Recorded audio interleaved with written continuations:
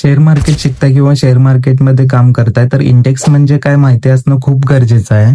भारतात अनेक मोठमोठ्या कंपनी आहेत. त्या कंपनीमधल्या 50 टॉपच्या कंपनी एकत्र घेऊन त्यांची यादी करून त्याच्यावरती लक्ष ठेवणे यालाच सोप्या भाषेत इंडेक्स असे म्हणतात. जर कंपनीचे शेअर्स वाढले तर इंडेक्स हा वर जातो.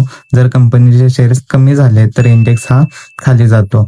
या इंडेक्समध्ये भारतातील मुख्य 2 इंडेक्स बघूयात. पहिला येतो म्हणजे सेन्सेक्स. हा BSEचा इंडेक्स आहे. यामध्ये भारतातील टॉप 30 कंपन्यांचा समावेश असतो. उदाहरणार्थ TCS, HDFC बँक, रिलायन्स असे अनेक. तर दुसरा आहे निफ्टी 50. हा NSEचा इंडेक्स आहे. यामध्ये भारतातील टॉप 50 कंपनीचा समावेश असतो. उदाहरणार्थ इन्फोसिस, ITC आणि SBI असा अनेक. तर मागील व्हिडिओमध्ये NSE आणि BSE बद्दल आपण बघितलं होतं.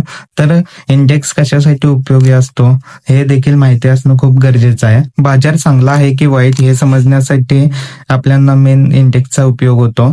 त्याचबरोबर गुंतवणुकीचा अंदाज लावण्यासाठी गुंतवणूक केव्हा केली पाहिजे आणि कशा प्रकारे केली पाहिजे याचा थोडासा अंदाज आपल्याला कळतो. त्याचबरोबर ETF किंवा म्युच्युअल फंडसाठी बेंचमार्क म्हणून आपण याचा उपयोग करू शकतो. तसेच इंडेक्स म्हणजे शेअर मार्केटचा थर्मामीटर आहे, जे संपूर्ण बाजार वाढतोय की घसरतोय हे दाखवते. तर पुढच्या नेक्स्ट व्हिडिओमध्ये येणारे आपण ETF म्हणजे काय याच्याबद्दल थोडी माहिती